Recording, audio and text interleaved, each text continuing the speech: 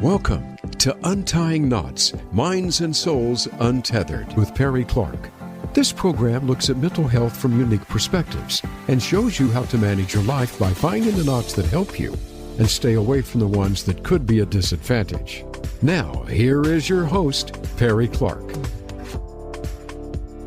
Hello all, welcome back to Untying Knots, Minds and Souls Untethered. I'm Perry Clark, licensed marriage and family therapist here with you, and I'm going to spend part of this particular episode geeking out with a friend of mine, as well as hopefully enlightening some other conversations, and especially for those of you also in the BDSM, leather, and kink area, some things to start thinking about too. But before we get further into that, I want to remind everyone that this podcast is for entertainment and educational purposes only, does not constitute working with a licensed mental health professional. Please find one in your area or online that you can work with to explore.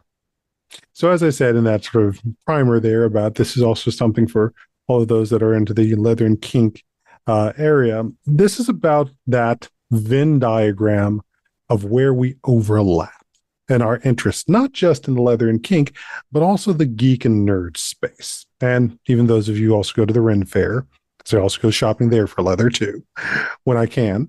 So I'm going to introduce you to a friend of mine, a fellow Onyx member, fellow gamer, who we have run a game and talked also about that bridging point between leather, kink, and geekdom as well.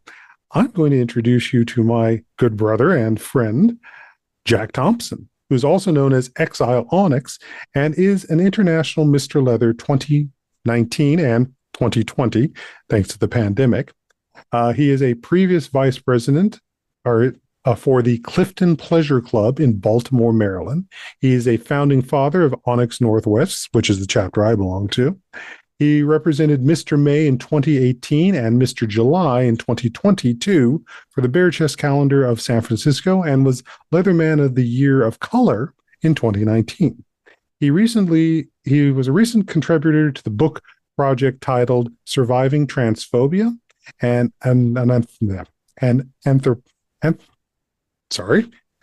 those moments where I stumble over words, an anthology by transgender and gender non-binary celebrities and experts on endurance during times of severe hostility as well as times of amazing triumph. He is currently a bartender at Mixers in Baltimore, Maryland, where he runs the Eagle in Exile Leather social event every Sunday, an event to promote fundraising, support, and a sexy time for those of the leather community of Maryland. He's the producer for the Mixers Leather Contest, and he's also the creator and dungeon masters for Adventures in Leather, ANAL, a fundraiser where leather community title holders play D&D for charity. A proud biracial, transgender, and HIV-positive leatherman and alpha wolf. Remember that if you are enough for you, then you are enough. So, Jack, welcome to Untying Knots. Yes, thank you. Man, I feel like Khaleesi at the end of that thing all the time. It's kind of like breaker of chains. Oh, definitely. But hey, there's different chains to be broken in any time. And hence, Untying Knots. Exactly. Thanks for having me, though. We've been wanting to do this for a while, and I wanted to hop on here with you just because we haven't gotten to geek out for a while. So. Oh, definitely. And I should also air that this is going to air in September. So this is also my anniversary month for this podcast. So it'll be 3 years of doing this podcast too. So it also feels appropriate to have a friend on. Well, congratulations. That's a big milestone for any of these kinds of things. Yeah. But as I always start this aspect is, how did you get here? Oh, man. And we got time. As I sit back get here. That's a long story, but I grew up out in the Bay Area. I grew up in Berkeley, California, my whole life. Thankfully, because of all the places to grow up, when you look and end up like me is sort of a blessing, really. I discovered kink super early. I was a furry for a long time. That was my first foray into kink. Furry as well. Worked for a number of nonprofits in the LGBTQ space. I worked for Glisten, GSA Network, Lyric in San Francisco. SFSI, San Francisco Sex Information, for a long time, and a number of others.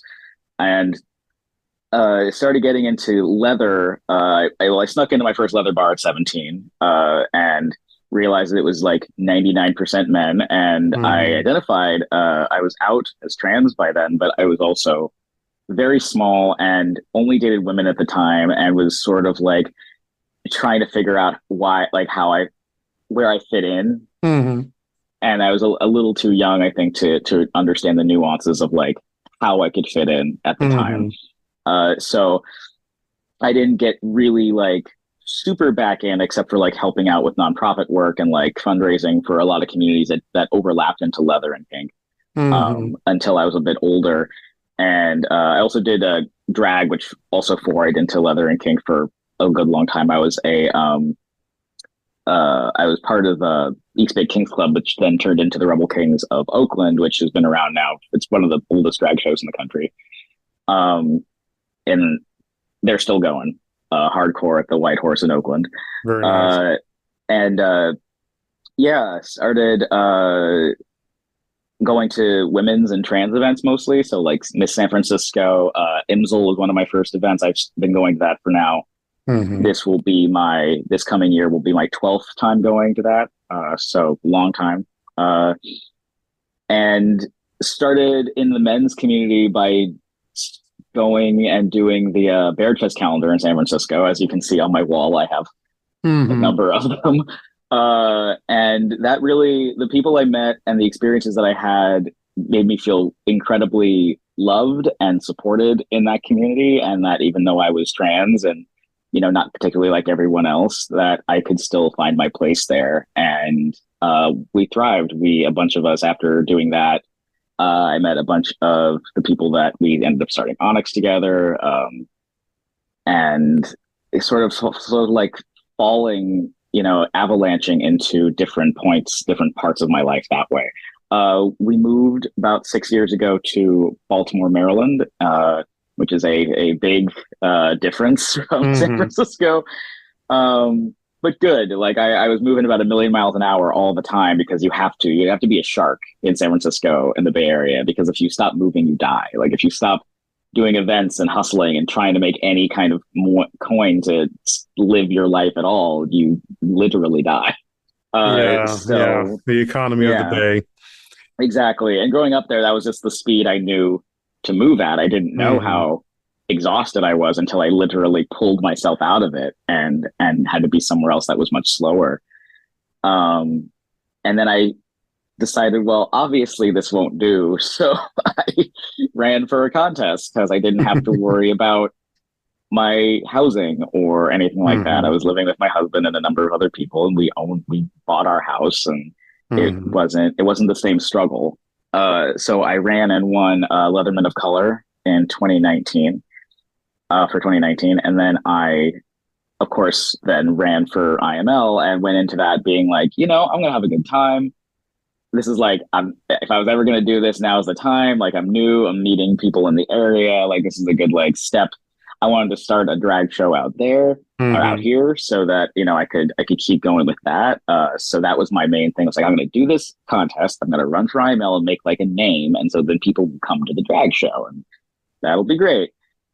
And then I fucked up and won, and I was prepared to, because you have to mentally prepare, because there's always like, you know, there were 68 of us in that class. So, I mean, I had my money on who I thought was going to win, and it was going to be great because they were my friend. And, and then I won, and I was very surprised, and then thrust into being a, like, I call it a J-list gay celebrity. And, you know, thankfully being in the Bay and kind of like being as well known, I guess, in the Bay Area, in the LGBTQ circles, that a lot of people, though, when they win, get really overwhelmed by the amount of like attention or demand that is placed upon you. And I was sort of like, oh, this is just like essentially the same speed I was at before, but now the net is just far more broad. And so I was, basically attempting to be that person all over the world and still maintain my relationship with my husband, who I'm also a caregiver for, and, try to build the life that I had just barely started in Baltimore. And, it was a lot. And I went to so many bars and so many contests and so many places all over the world, met so many people. And I realized, and I always said this, I've been saying this for many, many years, that not all nerds are kinky, but all kinky people are nerds on some level for something. It doesn't have to be comics or sci-fi or whatever, but it's something. And the more and more I traveled and met people, the more and more that was true. Like the more people I knew that, on their vests, they had, Thundercats patches, or people who were into Power Rangers, or people that love D&D, or, anything like that. The amount of nerdy cosplay / leather looks in our community is vast. I have a friend who has a full TARDIS like coat that is beautiful, all leather. It's gorgeous, and just got commissioned and finished a full Missy outfit and dress, which is fucking beautiful. And so like for those wondering, when we're saying Missy, that was the variant of the Master on Doctor Who during the Peter Capaldi time period as the Doctor, or the 13th Doctor. She really is the best Master, like hands down. Yes. But it just dirty, angry Mary Poppins, love it. But yeah, so like I saw that all over the place, and I realized that they're really not till like mid-COVID. I had COVID. I was sort of having a fever dream, and I was in the middle of a watch through of Critical Role, that I realized that there really isn't anything like that in our community. And our community, there's so much overlap in so many other areas and so much interest in all these other areas, but all we really ever do is have bar events, and sometimes you'll see like a gay gamer event. I run one at my bar, like, but it's like video games for one night, and people, but it's not this, like, for my players that have never played before but are into kink, I'm like, look, if you can negotiate a scene, you can play D&D. Right. Like, and you're playing a role. Right, which brought about Adventures in Leather. So let's delve deeper into that, because we're already naturally heading there. Yeah, so Adventures in Leather, like I said, I had a sort of a weird fever dream while watching Critical Role while I had COVID. And I was sitting there just like, I would love, because I've been DMing a game for 3 years now. Which is Dungeon Mastering. Yes, which is a homebrew. So I created the world. Well, I mostly like took different things from different media sources that I liked and sort of compiled them into a world of mine. And there's only one original player after the 3 years from the original start of the game, and we've like ruled new people in.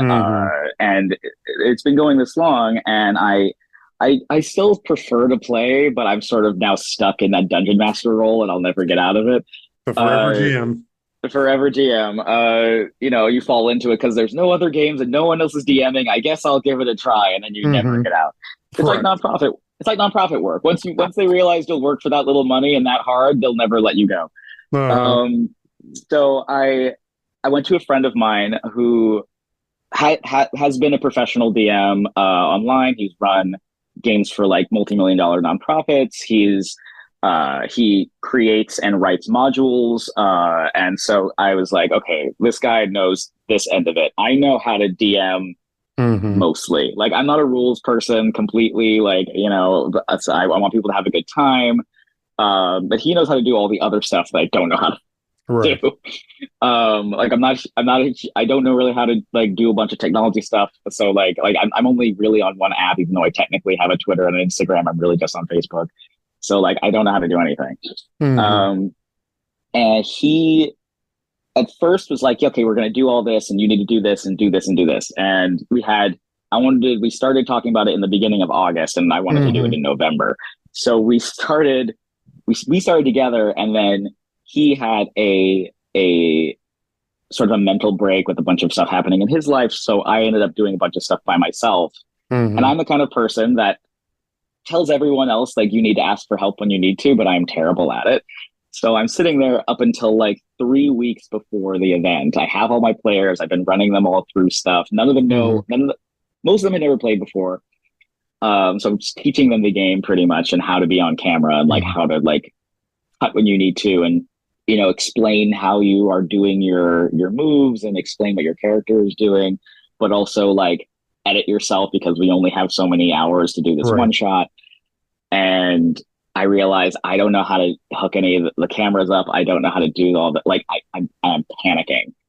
So finally I call that same friend who's like, I'm actually doing a lot better now. And I'm just like, I'm just like just freaking out at him.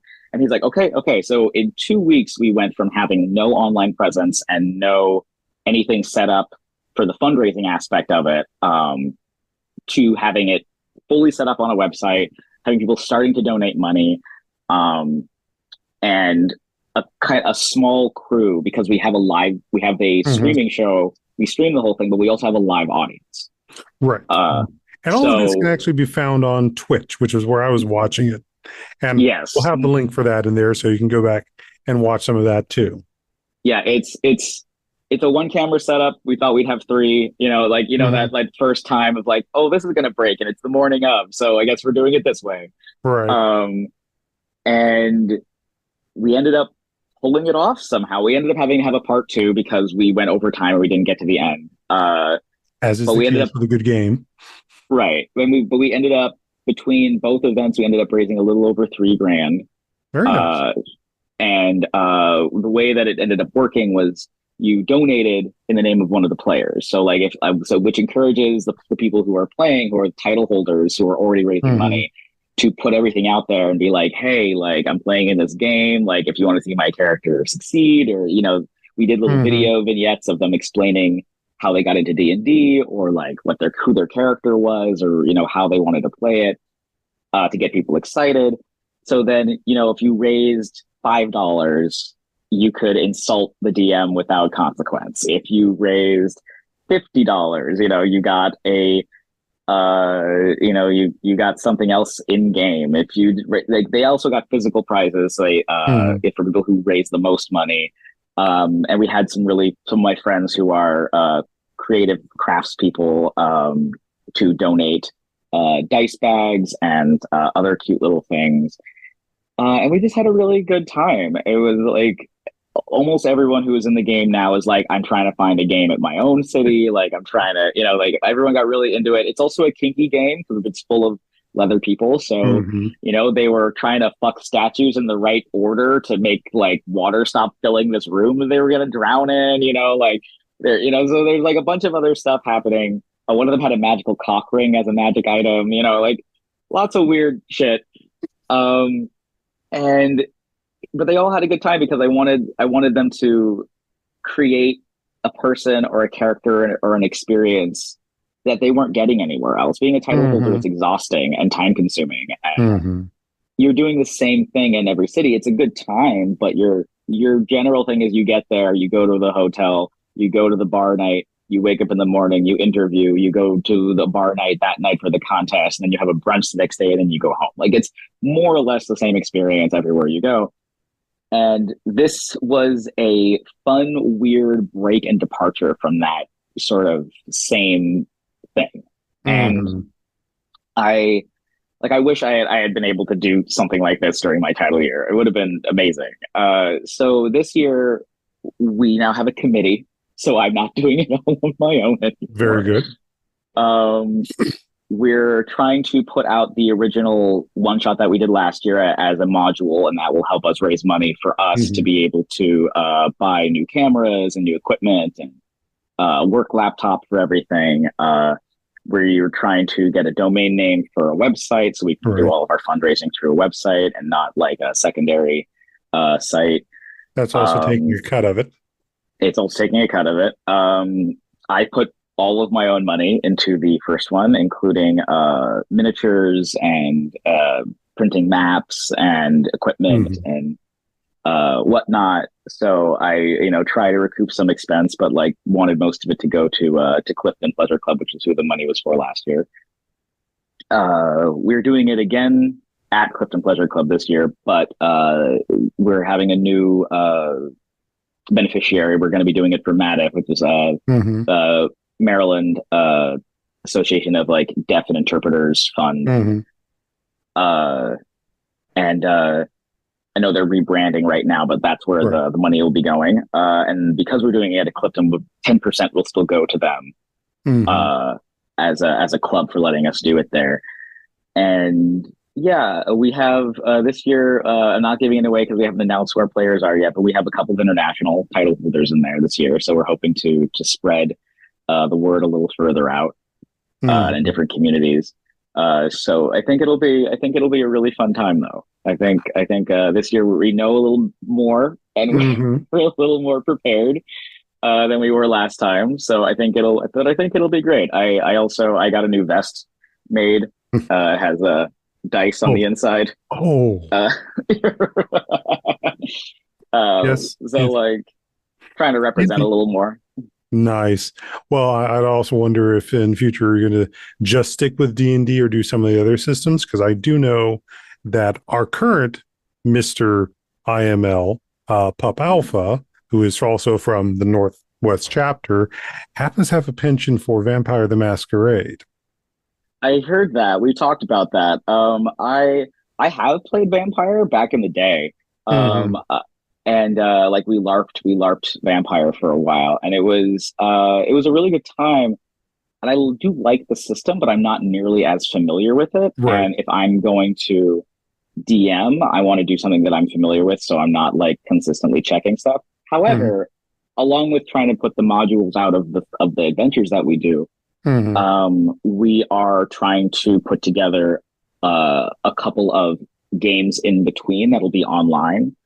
That we will still stream, that will have other people in community, but not just title holders. So like I'd love to do like an all Sisters of Perpetual Indulgence game.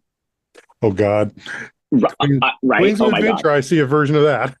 Like if I could get Roma to play D&D, I would die. I'd love to do one with like different producers of titles. I'd love to do one with like different people who like an all Onyx one, like, so I want to do small intermediate ones, and I'm down to do, and I also don't want to always DM. So like the intermediate ones, I would have other people in community that DM, like maybe you or like some other people to do those games, those one shots, to sort of like spread the style around and like get like I'm the face, but I would love other faces to also do this. So if someone else wanted to do a Vampire Masquerade style game and like have that happen, like I would love to do that. But I want this to like, I have a 5-year plan to get to like a point where we can become our own actual nonprofit and then be able to do these on a wider scale. Because I've had really great feedback from people at different events I've gone to that have been like, I thought that was really great, and I'm starting to run one in my area, and like, what equipment do you use? And I'm like, yeah, like I'm not greedy about it. This was my idea and there isn't anything like this, but like, I would love to see more people doing it. Like, I would love to see more games at events. I would love to see, like, I want to, in the middle of the years between things, I want to go to events where there are classes and run a version of the workshop that we worked on together, and then run a one shot and be able to record that if everyone is applicable to it, and like do that at different events. Right. And that workshop we're talking that Jack just mentioned was one that he and I did for Imzel. And Imzel and for another one. Yeah, we did one more. I'm blanking on the name of it at the moment, which was called Roll a Kink Check, where we did talk a bit about that aspect of the cosplay, overlap between leather and so forth, and then ran a dungeon game based off of Curse of Hearts. And that model. So bringing in the kink as well as the BDSM and the leather play and some of that. Yeah, with like the supernatural vampires. Yeah, I'd love to run games at events. I would love to, like, even if that's the only reason they bring me in, like to run like have an area of wherever the hotel or thing is, and you'll be like, if you want to watch a one shot with people who have no idea what's going to happen to them because they're just walking in right now, like, cool, like, or that are geeks as well that are in the community who don't get a chance to necessarily role play while in gear. Right. At least not like this. Exactly.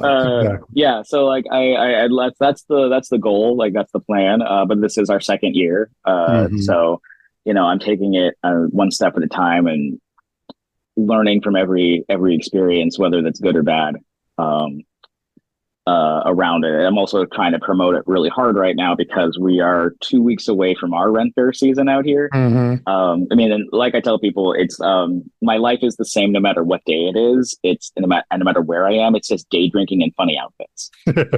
That's kind of the extent of my life. It's generally leather in some capacity, but it's different styles. So. I got a lot of good responses from Ren Fair last year when we were about to run it, kind of talking about it. So, hoping that to do that same thing this year. Very nice. Which I think also brings up to something that I know for myself, it is very difficult being an introvert in an extroverted organization. Yeah. I'll be frank, I'd be perfectly happy never walking back into another bar if I could help it, or walking into any type of contest whatsoever. But the idea of, there's a game going on, yes, sign me up for that.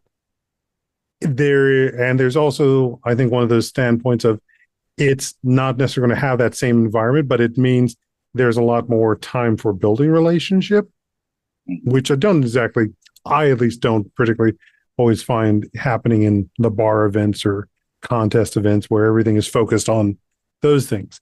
The other standpoint too about this is looking at how an environment like that is also more conducive for someone who's neurodiverse. Because I was recently at the Leather Leadership Council conference this last year, and we had a number of people and presenters who are neurodiverse and talking about the history and way leather and kink have operated, and how, as a neurodiverse person, as one I recognize for myself, some of the expected behaviors about leather and kink don't work for us. Right. And how something like this is an environment that does allow for more entry and developing the relationship into the other events. Yeah, I mean, whether you're neurodivergent or you're sober, or there's a number of reasons why the way that we have run our community for many years isn't really conducive to everybody, and that just is. I mean, the LGBTQ community, especially leather, but LGBTQ in general, our bars are our safe spaces. Our bars are our community centers. Our bars are our churches. Our bars are where we go to grieve. They're where we go to celebrate. They're where we go to lift each other up. And it's hard when you're not a super social person, or you don't drink, or you have a physical disability that doesn't help you get up or downstairs or in or out of small spaces like that. Right. To feel like you can belong in that space if it's not built for you. And I am neurodivergent. But I've learned to fake a lot of my social interaction. My mom was a runway model a very long time ago, and my dad's a car salesman. I've been trained from birth to be social. And I'm a good salesman, and I'm very good at like putting on a face, and like it's showtime. I got to be a person now. But then I run out of battery very quickly, and I need to escape and not be around human beings. And I can only put on the face for so long. Right. And that gets into masking. Yeah. Exactly. And I understand when I see someone in a corner who's not talking or who's not interacting with people, and I can see the attempts, like I'm going to sit at this bar and hope that someone talks to me that is nice to me. where I don't have to try to defend myself or, do something like that. So like when I see people like that at my bar, at my events, like someone who's new or someone who seems to not be interacting very much with everyone, which could be a thing that they just want to sit and enjoy. But I'll send over, our boot black, or I'll send over someone who I know is like very good at like welcoming people into a space because I'm working, I'll do my best, but if it's busy, I can't do a lot. And I send them over to bring them in or at least check out what they're about. Like, hey, you're here for the event. Like, you want to meet people? Like, this is what we're doing. But yeah, it is a really hard space to be in, to go to like a contest and like the powerhouse where on a semi-busy night it's still packed in there, and it feels like you're trapped because you can't really get out without shuffling your way through people, and that can also be very scary. And but yeah, if there's a game, if there's an aspect to your event, I mean, it's hard to do it for a bar event because there's only really one thing to do. But like if you're at like a weekend, if you're like, like if I'm at like, Bears, Bikers, and Mayhem, and it's a whole hotel and there's plenty of space, and things to do. But I know that if I saw a D&D game going on and it was on the schedule or like something that like remotely piqued my interest, I would immediately beeline for that. And even if it's a bunch of people in there, that they're going to be people who are into something that you're into and not just, going to another whip class or going to a flogging class or like how to be a good bottom class, like it's a shared interest outside of sex. Right. So I think that there's plenty of space for it. I don't think people have really thought about adding something like that to their events before. And I'm just curious, do you think there's also the resistance that quote unquote geek stuff doesn't belong here? Oh, definitely. I think that there, especially, I don't really say old guard because I feel like that's it's sort of turned into this negative thing where I think that a lot of folks that consider themselves old guard, we will all be there eventually. Like we all eventually turn into the crotchety, like, well, that's not how it was when I was doing a thing. We all get there eventually. Some of us are better than others. And when Leather and Kink were first like really like strong in the gay community and like especially in the like very late 60s, 70s, and early 80s, like it was finding a dark space that nobody else wanted to go into to be able to do the things that even in the gay community that was fairly closeted, that even they balked at. Like it was about finding any space to do or feel like you could do the thing that you wanted to do, especially sexually, with people who weren't going to call the cops on you. And we have evolved from there into, one of the biggest charity and nonprofit working people on the planet, like smaller group on the planet. And now we're moving on from there because HIV and AIDS is not over by any means, but like we are getting to a place where not everything we do has to be a fundraiser necessarily. Right. Or it doesn't have to be the same fundraiser over and over again. And we have different people. We have a broader world where more people identify as more things because it isn't scary to just be gay anymore. You can explore who you want to be. And that means we have a much wider net of people and broader experiences than we've had before. Right. And that means that we have to evolve again. Yeah. Which adds to what you're saying about the old guard, new guard, because I don't think any of it is the old guard, new guard. It's also the sources of where, as we're growing up, that we find our through line into kink and BDSM and leather. I mean, let's just be frank. Deadpool and Wolverine, how many different things in that hit so many different kinks? So many. And that is the generation I am part of. A cornucopia of of different fetishes and kinks. And like, and not even like slowly, quietly alluding, like very directly. Like, I got that popcorn bucket. I Well, even in that opening point where Deadpool is now hopping universes to find the Wolverine he needs for the storyline. I mean, let's see here. We had the Leather Alley, which was the Age of Apocalypse. So full clad leather version there. Then there was also the one on the X Cross. So we've got our variant on the whole St. Lawrence cross. We've also then just got the form-fitting leather even before he got punched by Hulk. And then, of course, there's the size fetish when we actually do see the appropriate size of Wolverine from short comics. King Summer all day long. Yeah. And, of course, I mean, there's the motorcycle, cigars chomping, daddy aspect with Henry Cavill. I mean, there's at least 5 different kinks right there in that moment. Yeah. How many of us used where that was our awakening versus some of the ones that were fast?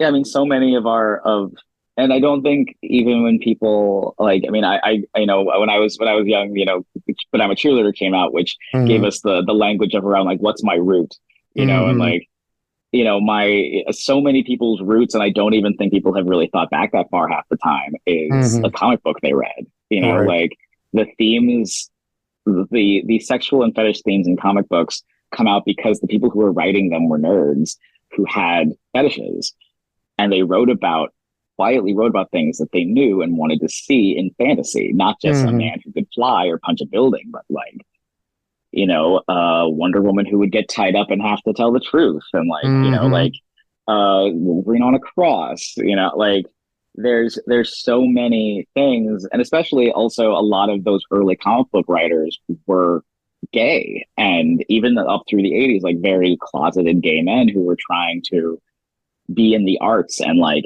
do something that they loved and still be able to be themselves. And there's always been a lot more room for that in fantasy and comics and nerddom, because we're all weird. Whether you're gay or whatever, like we all were the people who got beat up or got picked on or, you know, needed salvation from a superhero. And we could all come to terms with that in comics. And now that just bleeds into the readers who are now absorbing all of this information and are like, oh, like, you know, a 12-year-old boy who's like, oh my God, why do I feel like this? You know, while I'm reading X-Men. Right. And now they just put that on the screen for our age who are just like, huh, yeah, now that I think about it, that's entirely why I feel that way. Like, oh yeah. Because I can think about when I was watching Farscape, and most of any time one of the peacekeepers walked by. Yeah. I watch a lot of fantasy and comic book shit, and I sit there and half the time I'll turn to my husband and be like, so how many people do you think called up a sex worker or got with their dominant and said, hey, can we do this scene? Can you buy that outfit?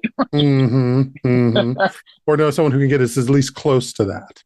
Right, or at least as close. Can we do this interrogation scene from this show, please? Like, you know, there's so many. Like, I do know someone who had a regular femdom sex worker, and they did an interrogation scene from one of the X-Men movies. Yeah, I just thought that was just great. I was like, please tell me that it went well. You know, I don't need to know everything, but like, tell me they did it like justice. Which is awesome that we as a people understand we make dreams come true consistently as kink people, as leather people. You know, when we go into a dungeon and we create a scene with somebody, that person has been probably thinking about this scene for quite some time, especially if they're newer. And we're like, oh, you want to be, you know, a dirty puppy who I'm gonna make go to his kennel, and I'm gonna like do that. We can make that happen. You know, like, oh, you want to be this superhero, and you want me to be Doctor Doom, and you want me to like, you know, or you want me to be Darth Vader, and I like, you know, choke you. Like, you know, there's so many ways that we make those fantasies that we have a reality in some safe and consensual way.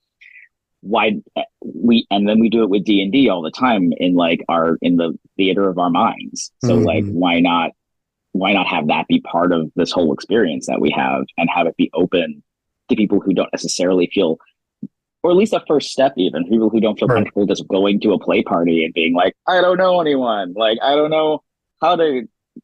And it hits so much on all the social anxiety issues that just come up.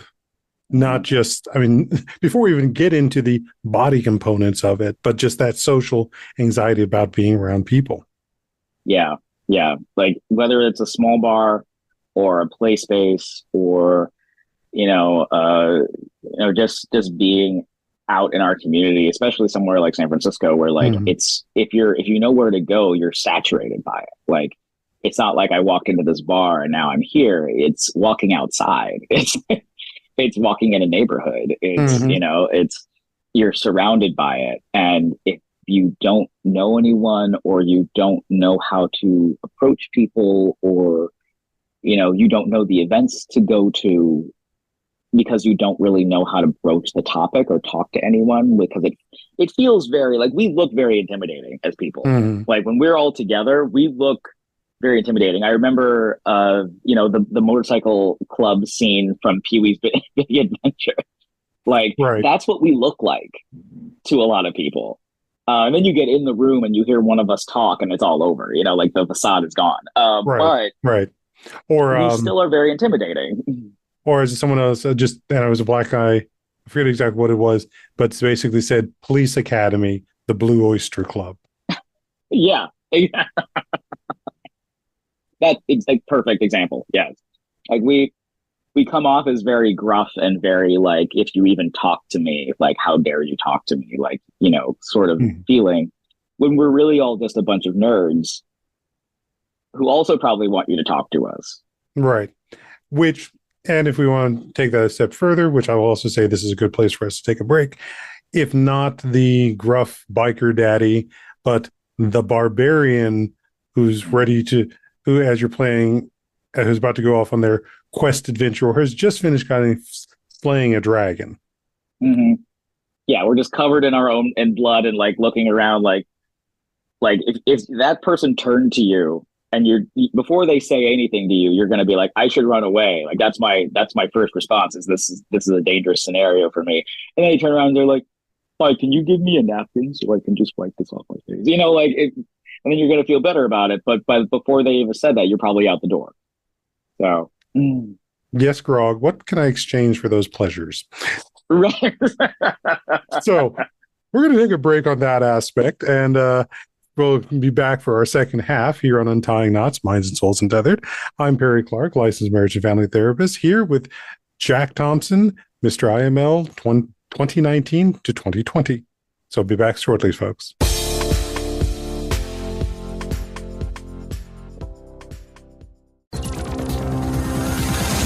It's your world. Motivate, change, succeed. VoiceAmericaEmpowerment.com. Do you have knots? Not the physical tightness in your neck and back, and not the ones on a rope, but metaphors for the helpful and unhelpful tugs in life that can help us ascend to a new level or stop us from falling too far back down. Join host Perry Clark for Untying Knots, Minds and Souls Untethered, a program about mental health and its practice from an Indigenous person of color. We'll help you find the knots that help you and avoid the ones that don't. Listen for new episodes every other week on the Voice America Empowerment Channel. Our lives and the world around us can get messy and frustrating. Untangle and Grow Counseling's focus is to untangle that mess and make sense of it so you have a good foundation to build and grow from. Visit us on the web at untangleandgrowcounseling.com. Perry Clark offers individual psychotherapy, couples and family therapy, and adolescence therapy from a variety of coping materials and resources. Visit untangleandgrowcounseling.com for more information.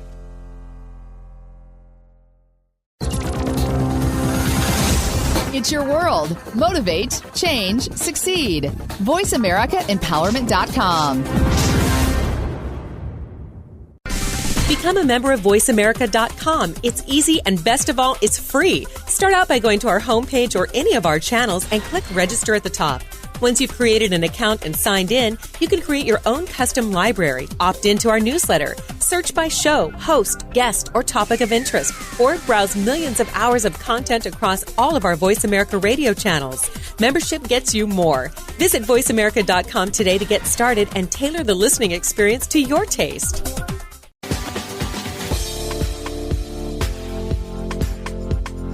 You are listening to Untying Knots, Minds and Souls Untethered.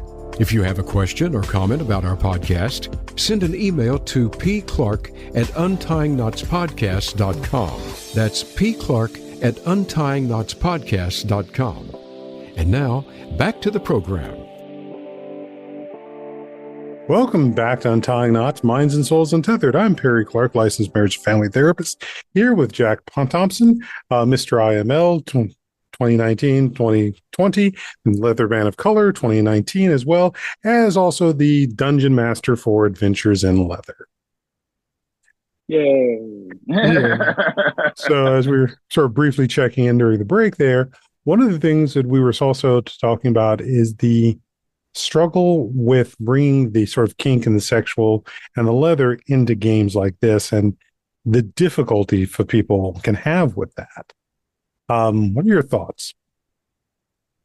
I think people are, I mean, especially if you're getting into D&D, or you've watched things like, Dimension 20 or Critical Role or things like that, they handle sexual situations and kink differently, and, don't usually go super far into a scene with it, for all ages content, but also, I think people are both ashamed or nervous. Like, I get weird about reading things in public, or like, doing certain things in public with a script. Everyone has a weird, public speaking stuff. But especially when you're trying to like read or talk about something sexually, it can be really nerve wracking. And, you're afraid to offend people, or, be vulnerable in that space, because even if you're doing it in a D&D setting and you're at a table, more people are very comfortable being like, and then you slaughtered an entire army of goblins with your axe, and getting very graphic about how they describe slaughtering someone. But then you go into like a bedroom scene in a bordello or something, and all of a sudden it's like, and then you went behind the door, and then stuff happened, but there's, always really fun ways to do that too. It's just how comfortable you feel, or how prepared you feel to do it. Which I think comes back to my earlier comment about how the game may be a more effective entry point for someone who is neurodiverse or more introverted, to begin to feel that degree of vulnerability and build those relationships. That is just not going to happen walking into a bar that is loud, noisy. People are bumping into you. People are, in some cases, messy drunk. Yeah. That's not exactly going to develop that sense of, do I want to be open? I mean, you also, just even if you're talking about apps, like the amount of people that I'm very explicit when I'm on apps about what I want and how I want it. Otherwise, there's no point of being here. And the amount of times I'm like, hey, so what are you into? And someone's like, a little bit of everything, or, like, I guess I'm kind of kinky or whatever. And I'm like, no, I'm asking you what you are into. Like, I'm asking very specific things. I'm asking for like a list of things that you're into or not into, so that we can see if we are compatible in doing a thing. And then we will move on from there and whittle down whether we're actually going to hook up or not. Like, I don't want a vague thing. I don't want someone who's going to feel like they can't tell me what they want sexually, because otherwise, how are we going to do this in real life? And same thing when I'm playing D&D with folks, playing or DMing, I will describe what my character is doing. I want my players to describe what their magic looks like. I want you to describe how you're feeling. I want you to have your internal monologue and your external monologue. And even when you get someone comfortable doing that, it is sometimes hard to pull out for them to get into a sexy space. So I think as a DM, you have to create a safe environment to have them do that. Like, make sure that like your players feel comfortable having whatever experiences they're going to have in the first place. Having a conversation with them outside of game of like, hey, so like you're getting close with this character, or like, you know, if you want to go into this scene, like how do you want to handle that? Like figuring out what everybody's, both their character and in their real life, like what are your yeses? What are your nos? What are things that you're totally off the table for you? Like your character might be into fit play, but like you might not necessarily be. So like, how do you want to talk about that? Like, well, and that brings up one of the aspects that's also become a very one thing that's supported, and there are also games out there that support the aspect of consent and setting up lines and veils so that it's not just having a scenario that no one's actually prepared for. And there have been scenarios, especially in the gaming world, where that line and consent has been crossed and it's hurt people. So there's another of those places where we have the Venn diagram overlaps is our aspect of respecting consent. Yes. I mean, it's again, people feel very comfortable talking about violence and like having that be a thing. And yet sex is a place where people are going to have like a very like usually a hard no pretty quickly in a game, or what they're willing to listen to or hear. I ask a lot of DMs how they handle if they have, you know, sexual assault or rape in their games. Cause like, you know, as much as there is war, like we've learned in every single fantasy genre we've ever experienced that is higher than an 18-year-old rating, like, you know, people are awful and bad things happen. And like, if you're in a world where there's consistent war or, you know, like smuggling and crime and whatnot, you know, you're going to run into situations like that. So do you handle it or do you not? Do you just not have it happen in your game? Do you make mention to it? Do you actively have it happening to anyone? Like, and then it's a like, why or why not? Like, is it because your players aren't comfortable with it? Is it because you're not comfortable with it? Is it that you just live in a world where you are just sort of like, that isn't happening in my game? Or like, how do you do it? Like, do you talk about it outright, or do you like have it mentioned like in a faraway way? You know, like it's, and when it does happen, like how deep do you get? Like, or like sex in general, like do your characters go to player houses? How do you handle that situation? Like, do you play through an entire interaction, or do you sort of cut it off at the door? Like I, for every single NPC I have, I also roll for everything else. I roll dick size or boob size every time. Oh my. It's kind of like Baldur's Gate, huh? Oh yeah. Like I make sure that I know, like if my character is chatting somebody up in a bar, I have a character in my home game that they say they've settled. I don't believe them. They have somebody in almost every city that we've gone to. Like they've met someone at the tavern or the bar. They write letters to them. They do shit like that, you know, to keep up the relationship. But you know, like, and so far, in the beginning, I definitely played it like, and then you walked up to his room and knocked on the door, and he let you in, and then I closed it there. And I've gotten better about rolling through an interaction. Like, if you bring someone out in the alley at the bar, we're gonna roll that whole scene. Like, what's your persuasion like? Like, are you like if the other person rolled badly and they're like fumbling around, like, are you gonna fake it or are you gonna leave? You know, like, are you like, and if you fake it, like, give me a performance check. Like, I want, like, you know, yeah, it's great. Thanks. What comes to mind as we're talking about this, which brings us back to that aspect of the BDSM kink play. So much of the idea of BDSM kink play gets into the sensory system. But that is the thing that is most easily grasped for so many people. But again, so much of kink play also is psychological. Yes. And a lot of it is psychological. And that standpoint of also what sometimes can get into the mind fucks and so forth. And it just sort of now makes me wonder is like, is there an aspect of some of the resistance from the other side of this is the aspect of people haven't thought about that. They've relied on the sensory system to carry them. Yeah. I mean, like, I think a lot of DMs when I first started, I wanted all the terrain. I wanted all the minis. I wanted to be able to give my players this whole experience. And, you know, I get all the ads for like Dwarven Forge and shit of like, oh, that'd be really cool to do, but it's so expensive and time consuming. And, you know, I've now just relied on, you know, I find a map online or I make a map and I, you know, have, you know, block poster, cut it into pieces, and then I send it to a printer and then I tape it up and that's the terrain, you know, and, you know, my players use little Legos that they put together as their minis, or, you know, so like, you know, I've dropped down my expectations, and a lot of stuff that you're doing outside of, and even sometimes inside of initiative, order, and battle is all theater of the mind.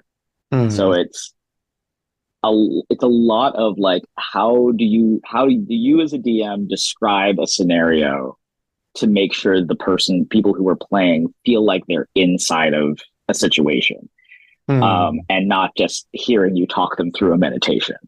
Right. And I think that a lot of people are going to pull back on the sex because it's very intimate to all of a sudden be doing this with people at a table. But I think if you can get past the awkward, I think that it's really rewarding for both you and the characters to go through this experience together. But yeah, like it's a lot of, most of D&D is sensory. It's a lot of description. It's a lot of like how you're feeling. It's a lot of like describing how you're looking at someone. It's describing how you feel when someone tells you something. It's you have checks for insight and perception to like see how you are reacting to someone who isn't in front of you. So I think that and I think we use them for like all the regular things, but there's so many other ways to use all of those skills on your skill list. Exactly. And I think I know for Onyx Northwest, when we were doing a bunch of the video classes, we had Midori on to talk about the storytelling aspects of that, which so hated I never had a chance to actually participate in that one. But that would have been a fun one. But I think that's, again, that overlap into some of these other areas that does not have to be about the physical presentation. It is in that psychological, it is in that mental space, but it's also about how we're creating a comfortable space to be vulnerable and build relationships. Exactly. Yeah. Like, none of my players have gotten into a relationship with each other, which I know a lot of games will fall into that area. Like, none of my players are into each other. So I haven't had to kind of do that between actual two individual people, or have to roll for that. I'm hoping that, like, hoping but not hoping that it happens, because it does change the dynamic of your game. You know, if two of your players get together. Yeah, I kind of had that in my personal Chalt game where I had a couple of players. And I said, you two have to agree to this. I'll play the game out for it, but you two had to play it. And they agreed to it. And, well, that was the first. And if you've listened to Spotlight Campaign, I did talk about this, where I actually had to deal with the pregnancy and delivery of the children that these two players created, that I fit into the storyline. Oh, my God. Oh, that's a whole thing. Oh, yes, that was quite an adventure. The childcare when you're on a campaign must be so expensive. Well, they had made friends with a frog and a bronze dragon. Best babysitters. Like, screw a Rottweiler. Like, you want a dragon. Like, oh, God. Oh, man. But yeah, like, I don't think, like, you kind of, most DMs, I think, go into a situation, especially when you're new to it, into like, okay, all these players are going to do a thing, and then you learn very quickly, no matter how people warn you, that no matter what you plan, they're going to fuck off and do whatever they're going to do. Like, and you just have to be okay with rolling with a random situation and sort of figuring out and then doubling down and trying to make that part of your game. Because now it's happened, so now it's canon. Like now we got now we got to figure it out. And relationships and sex and heartbreak and pregnancies and STIs. Like, does your game have STIs? Are there STIs in your world? Like, that's what clerics are for. Right, exactly. Like, if like, who knows what that means or how well you roll through it or what you're rolling for. Like, do you have a chart ready to go or a table of like, okay, well, if they roll this to this after they have sex and they didn't use protection, do you talk about protection? Is there protection? Like, I don't think there are condoms in Game of Thrones. Nope. So like, how do you handle all those scenarios? Have you at all thought even about any of those scenarios? Which comes back to something that was said on another podcast I was listening to, in the standpoint of the question of what is your world like when it's not in crisis? Right, exactly. Like, what is the day for a random farmer or a random clerk at a store? What's his day like? My characters have a penchant for making friends with a random person in town. Like, they were in a rock gnome underdark city and made friends with the very elderly post office worker, and then went out for drinks with him. And then I had to and this is like just a normal thing. They will just find some random person in the town and befriend them, and then they're with them the entire time. So then I have to come up with an entire backstory and all the things they're going to do with this person and a bunch of other stuff. And that sort of rolls into, what does a random person in your town do? Like, what else is there to do in the town besides the line of dialogue and things that you're doing with these characters, or the mission they're on, or the monster that's attacking things, or the war that they're trying to stop, and those characters have wives or husbands or partners, or they have sex, or they do a thing, or they have children. Like, what does that like? Like, there's so many possibilities in a world that we don't have to think about until they pop up. Right. And I would rather personally be prepared for as much as humanly possible, so that I'm not fumbling around. So I look like I know what I'm doing. Most TMs are just fairly good at pretending and looking like they know what they're doing when they are usually panicking and have no idea what's happening next. That moment where they've got to pull something completely out of their ass. But I think it's made me appreciate dominance in situations a lot more. I'm a sub and a bottom, and I appreciate doms in heavy scenes that require a lot more thought more now, because they're just okay, so now they're doing that, I guess we're gonna do this, and have to still be in this scene and still make it sexy, while they're probably okay, I guess I'm gonna do this now. It's interesting how the parallels between what goes on in Kink and so forth does show up at a gaming table as well. Yeah, it's a lot of the same muscles. And, if you're at the gym all day and you're working out a certain set of muscles and you're lifting, you're not necessarily thinking about, that time you have to help somebody move. And how oh, this is why I'm doing this. This is the same set of muscles for this other thing that I'm doing. This is a lot of the same muscles for kink and play and negotiating scenes is the same muscles you're using in D&D. And I love that. I didn't know it's much like the years of counseling and client-based services and customer service. I didn't know that was what was going to get me to be a good bartender. Oh, this is all these skills are roll into this one thing. Great. Right. And I think that's where, in some ways, BDSM is missing out on bringing in more people and making it having more people who can enjoy this by not helping normalize this as a new path. I mean, there's even I haven't had to roll this. I have a couple of characters that I'd love to roll in, and I want to see how it goes. Of trans characters. I have a lot of friends who will play characters that are not binary or play characters that are trans, and I'm like, okay, how do you do that in this world? Are there hormones they take? Is it magic?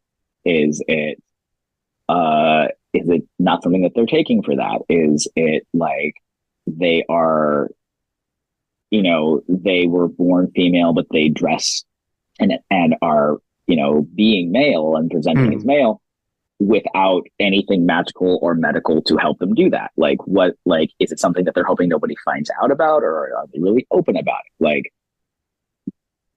But this isn't the real world. So how do you handle being that character in this world? Which is actually something that I'm sort of gripping with the second scenario that I'm right now working on creating for publication. I do have a character who is essentially trans, but it's set in 1906.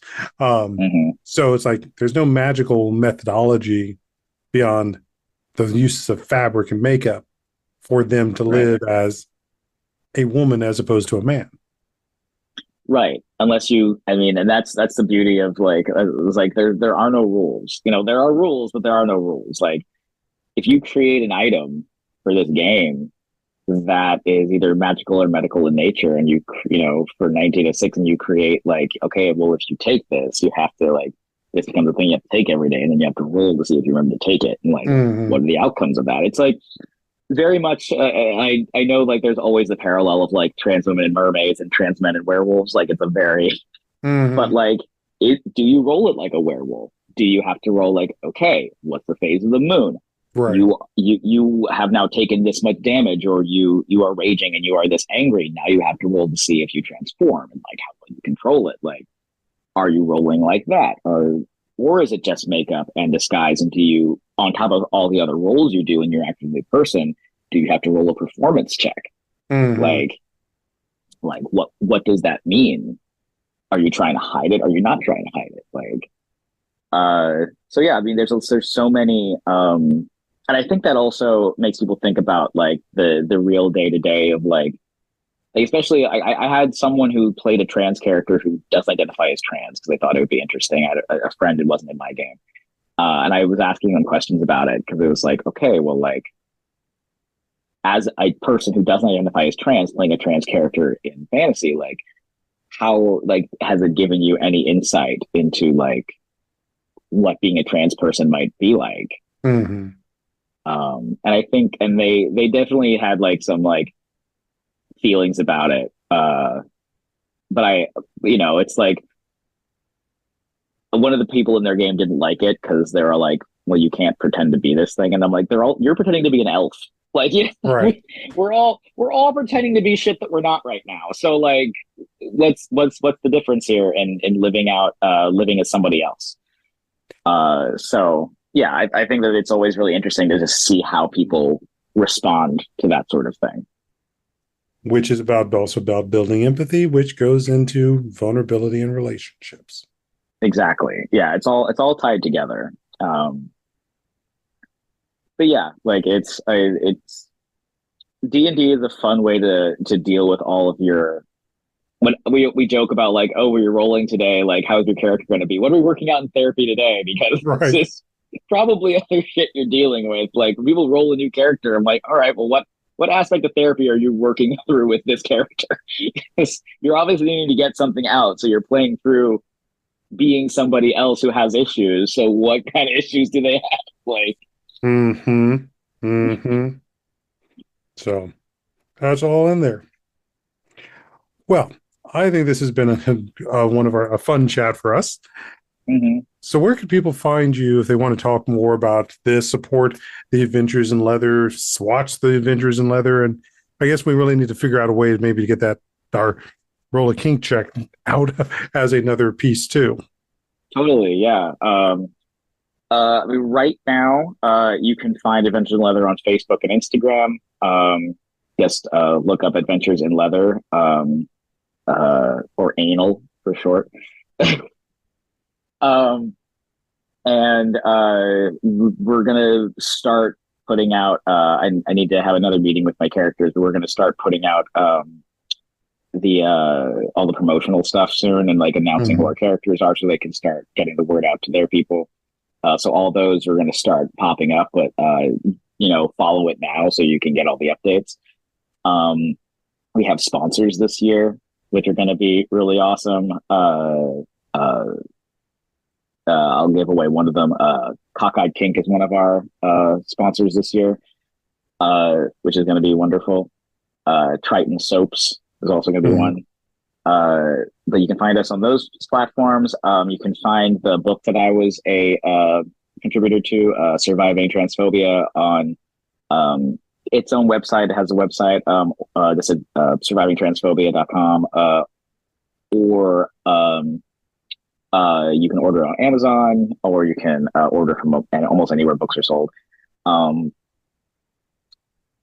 And if you are someone who is listening to this or watching this, and you run a weekend or an event, and you would like people to come out and do DMing or a game or a workshop, like we both do that.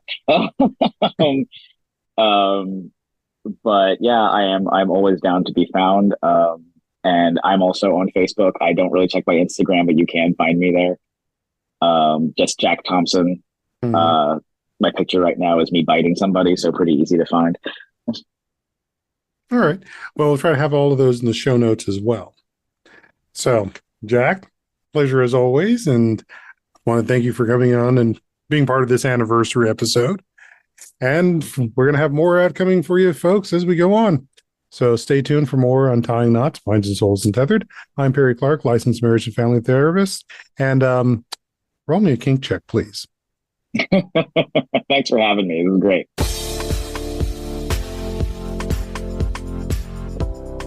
Thank you for tuning in for Untying Knots, Minds and Souls Untethered. Be sure to join your host, Perry Clark, for another episode on the podcast coming soon on the Voice America Empowerment Channel.